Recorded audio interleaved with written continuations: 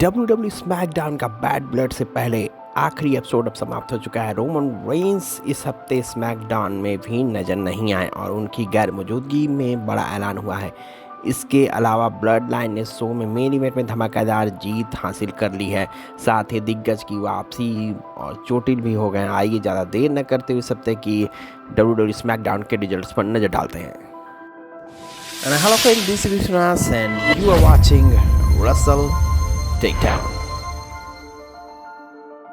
तो स्मैकडाउन की शुरुआत ही होती है एजे स्टाइल्स के सेगमेंट के साथ। एजे स्टाइल्स ने स्मैकडाउन में अपनी वापसी हुई और उन्होंने प्रोमो देते हुए फैंस को मिस करने की बात कही। एजे ने बताया कि नैशविल ने उन्हें लिए चीज़ों की शुरुआत की थी। इसके साथ ही उन्होंने स्मैकडाउन को खुद का द्वारा बनाया गया शो बताया। जल्द ही कार्मेलो होज ने आकर स्टाइल्स पर तंग कसा। उन्होंने फाइनल 1 को कॉन्ट्रैक्ट साइन करने के लिए बात की। साथ ही हेज ने कहा कि वो एले नाइट की जगह यूएस चैंपियन बनना डिजर्व करते हैं और उन्होंने एजे स्टाइल्स की सलाह लेने से इनकार कर दिया।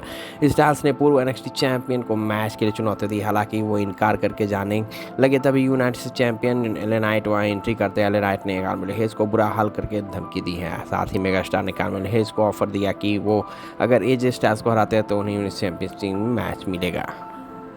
और उसके बाद हमें एजे स्टाइल्स और कार्मेलो हेज के बीच एक जबरदस्त जो है मैच देखने को मिलती है। काफ़ी लंबे समय तक ये मैच में लड़ाई हुई दिखे। उसके बावजूद उन्होंने बेहतरीन परफॉर्मेंस देते हुए कार्मेलो हेज की कड़ी टक्कर दी। हालांकि मुकाबले के दौरान रोप्स के मूव देने की वजह से स्टाइल्स के पैर में चोट लग गई और वो मैच लड़ने जारी नहीं रख पाए। इसके बाद जो है रेफरी ने मैच को वहीं रोक दिया और हेज को मुकाबले का विजेता बना दिया। वहीं फाइनल 1 की मदद करने के लिए मेडिकल टीम आ गई। अचानक एले नाइट ने आकर कार्मेलो हेज को BFT देते हुए चौंका दिया। नेक्स्ट मैच की बात करते हैं। मिचिन एंड ग्रेन चेल्सी ग्रीन वर्स का एक मैच देखने को मिला for the dumpster match. Michin के सामना हुआ। जेसलिन इस मुकाबले में के लिए काफ़ी तैयार लग रही थी, लेकिन वो दमोसी मेंबर के ऊपर हावी पड़ती हुई दिखाई नहीं दी। इस मैच में ग्रीन को पाइपर निवेन की मदद मिली। हालांकि इसके बावजूद मिचिन ने हार नहीं मानी और दोनों स्टार्स को डटकर सामना किया। वहीं अंत में मिचिन ने चेल्सी ग्रीन को डम्पस्टर पे पावर बॉम्ब दे दिया और जल्द ही उन्होंने इसका ढक्कन भी बंद कर दिया और मैच में जीत हासिल कर ली। और नेक्स्ट हमें बेली का सेगमेंट देखने को मिलता है। बेली ने बैड ब्लड में नाया जैक्स के खिलाफ होने वाले WWE वुमेन्स चैंपियनशिप मुकाबले के बाद की चैंपियन को बारे में आने को ललकारा। इसके बाद वुमेन्स चैंपियन नाया जैक्स वहां टिफनी स्टोन के साथ आती हैं और रोलबर्ल ने कहा कि जैक्स को टाइटल के वैल्यू पता नहीं है। इसके साथ ही उन्होंने नाया जैक्स को चैंपियनशिप रन को डोमिनेट कर बताया है। बेली ने उन्हीं के अलावा टिफनी स्टंटन का नाम लिया कि नाया के खिलाफ कॉन्ट्रैक्ट कैसिन करके उन्हें टाइटल रन का अंत कर सकती हैं। इसके जवाब में स्टंटन ने कहा कि उन्हें नाया को हराने के लिए money in the bank briefcase की जरूरत नहीं है। यह सुनकर जैक्स शॉक हो रह गई।